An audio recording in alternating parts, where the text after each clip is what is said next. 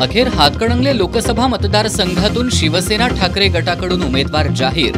माजी आमदार सत्यजित पाटील यांना उमेदवारी। मतदारसंघात होणार चौरंगी लढत।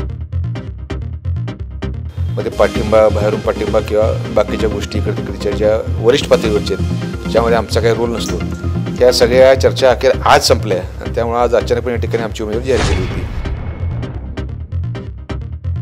राजर्षी शाहू महाराजांच्या कार्याची प्रेरणा घेऊन निवडणुकीत सर्वांनी पाठबळ द्यावं। निगवे दुमाला इथल्या प्रचार सभेत महाविकास आघाडीचे उमेदवार श्रीमंत शाहू महाराज छत्रपती यांचं आवाहन। लोकसभेच्या सांगली जागेवर उद्धव ठाकरेंनी तातडीनं तोडगा काढावा।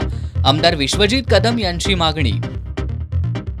उद्धवजींनाच आमची विनंती आहे, आदरणीय उद्धव साहेबांना आणि शिवसेनेला, की काँग्रेस पक्षाबरोबर आपण चर्चा करावी, यातनं काहीतरी तातडीने तोडगा काढावा, मार्ग काढावा।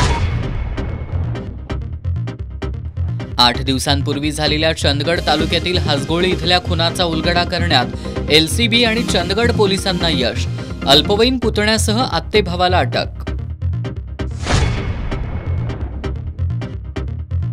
आणि शिवशाहू चषक फुटबॉल स्पर्धेत उत्तरेश्वर प्रासादिक वाघाची तालीम मंडळावर विजय मिळवून संयुक्त जुना बुधवारपेठ संघाचा उपांत्य फेरीत प्रवेश। शिवाजी तरुण मंडळ आणि वेताळमाळ तालीम मंडळ यांच्यात उद्या होणार उपांत्य फेरीतला पहिला सामना।